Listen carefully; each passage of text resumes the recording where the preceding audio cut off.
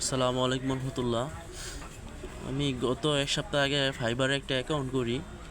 তো অ্যাকাউন্ট করার পরে গতকালকে একজন বায়ার আমাকে নক করে ভিজিটিং কার্ডের জন্য। আমি কাজ করার জন্য ফাইবারে গিগ তৈরি করেছিলাম। তো আমাকে নক করছে যে আমার জিমেল চাইছে।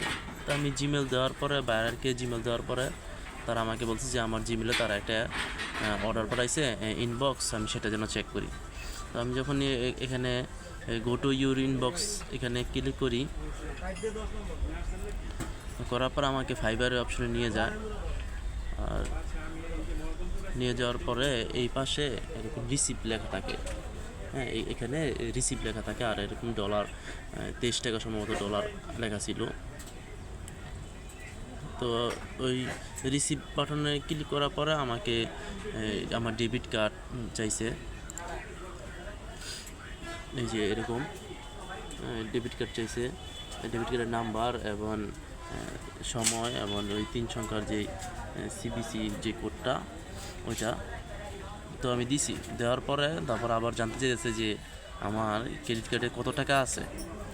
তো আসলে ক্রেডিট কার্ডে কত টাকা আছে এটা যদি আমি দেই, মূলত আমার ক্রেডিট কার্ড না অন্যজনের, আমার এক ফ্রেন্ডের, কিন্তু সে নিজে জানে না যে সঠিক কত টাকা আছে। বলছে 60-70 হাজার টাকা মতন আছে।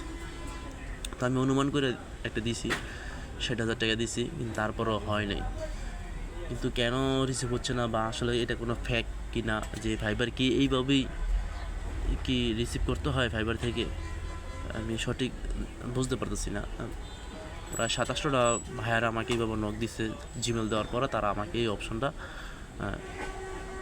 দেয় যে আমি যেন আমার ডেবিটের ক্রেডিট কার্ডের নাম্বারটা এখানে দিই এবং এর মেয়াদ, তারপরে সিকিউরিটি কোড চায় নাই, সিবিসি যে নাম্বারটা ওই নাম্বারটা চাইছি। আসলে যারা ফাইবারে কাজ করেন, তো তারা বিষয়টা তো আমাকে অবগত করলে ভালো হইব। আর যারা নতুন ফাইবার নিয়ে শুরু করবেন, কাজ শুরু করবেন, অনেকে দোকান সাইডও আছে, আপনাদের একটা সতর্কমূলক একটা উদ্দেশ্য যে বুঝে শুনে এরকম কাজ করার চেষ্টা করবেন। ধন্যবাদ।